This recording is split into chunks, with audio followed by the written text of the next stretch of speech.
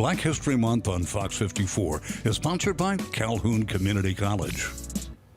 The Huntsville Historic Preservation Commission notes the city's history with markers placed at each landmark. And this Black History Month, we look at a few dedicated to Black history. Our Ken McCoy has the story.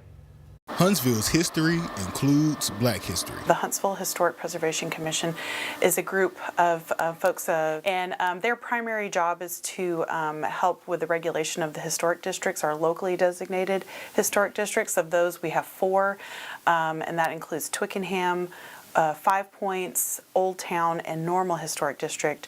3 of those are residential. Normal Historic District is located on the campus of Alabama A&M University, and then we actually have 10 historic districts total, which are listed to the National Register. So the Historic Commission does work within all of those districts, and one of those is helping identify other neighborhoods that are worthy of historic designation. Our first stop this Black History Month, Old Georgia.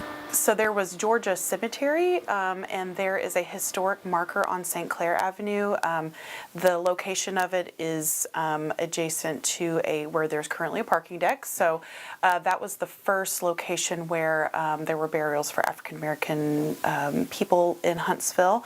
And I think up until Glenwood Cemetery was designated as an official municipal cemetery specifically for Black residents to be buried there. The date was 1870, when the city of Huntsville, following the purchase of 10 acres from the Benjamin W. Blake estate, originally part of the John Braun plantation. Additional land was added in 1875 from the W. Darwin family, resulting in the current site. Distinguished African Americans buried here include veterans, former slaves, politicians, and professionals of many fields. As to if there are still bodies buried in the Old Georgia Cemetery, we don't know. I have never seen documentation that proves one way or another where, if the bodies were reinterred.